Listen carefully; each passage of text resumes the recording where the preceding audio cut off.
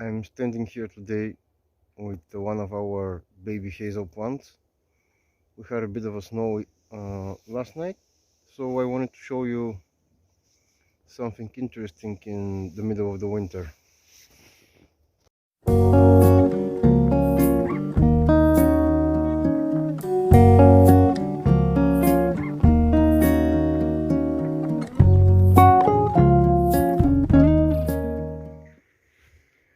So this is one of the baby hazel plants which I transplanted in the autumn, and I have a video of that explaining more in details about the plants and what's their story and how they fit in our design.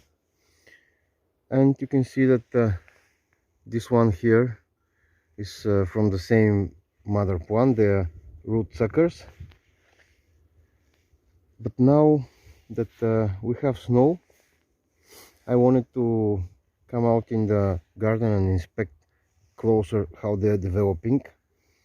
And this is a good sign which I want to show you now, which means that the plants have acclimated well and probably rooted properly in the last couple of months. This is the male flower of the hazel.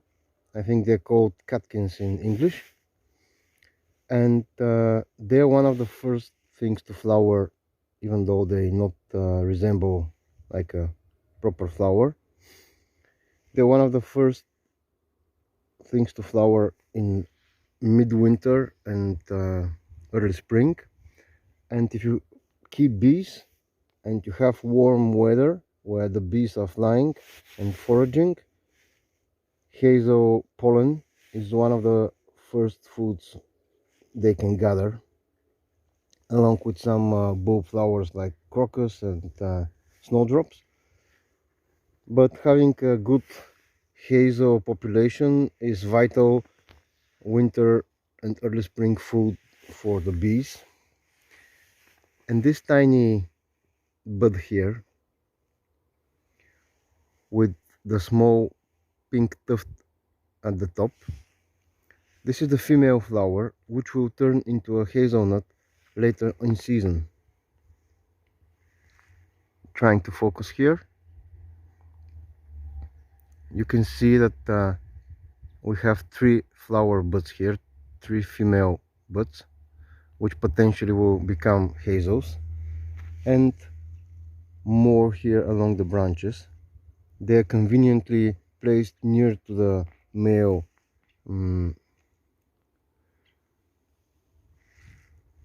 catkins here as well. And you can know when the pollination has started when you brush your hand on the catkins and you see the pollen sticking to your fingers. This means that the catkins are now open and the wind is pollinating those flowers, even if there are no insects around. And this usually happens with hazels from early January up to the late February and even March, depending on variety. I wanted to just quickly show you as comparison. This is the other one from the same root, so it's the same stage of development. And this is the spot where I put the plant from. This spot right here, I left a tiny bit of a new root shoot to fill the spot in the future. But this hazel, which is our largest, you can see the catkins on this one, they're still firmly closed. They have not started developing yet.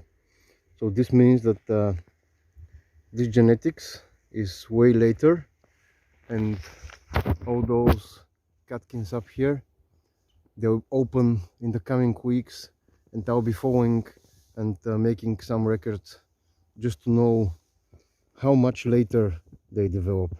And also the flower buds, the female buds here on the branches, they still have not opened. There's no pink showing here on the tips, which means that the other variety which I have grown from seed cannot pollinate currently this one. And by the time that this one develops and starts accepting pollen, The other one will have shed all of the pollen it has. So those two potential varieties, they cannot cross-pollinate. So that was all for today. Just a short one. Those little tiny details in nature around us should be observed when they happen, otherwise you risk missing it. And it's exactly those details which allow us to integrate better with nature cycles and to work more efficiently when designing stuff. I'll be going inside now. Just wanted to show you our garlic bed here. You can see that most of the garlic survived the attack of the hens. They were so set on pecking on the leaves that they tore the bird netting which we put on top in autumn. And the places where the rows are broken are the places where they ate the garlic and killed the plant.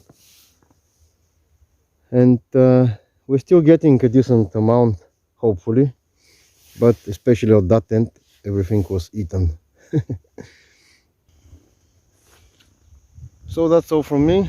Me and Leia the cat are inspecting our honeyberry bushes for signs of early development due to the hot weather we had in the last month. But happily, everything is in order, no buds are active now. So there is some hope for a good honeyberry harvest. See you, folks.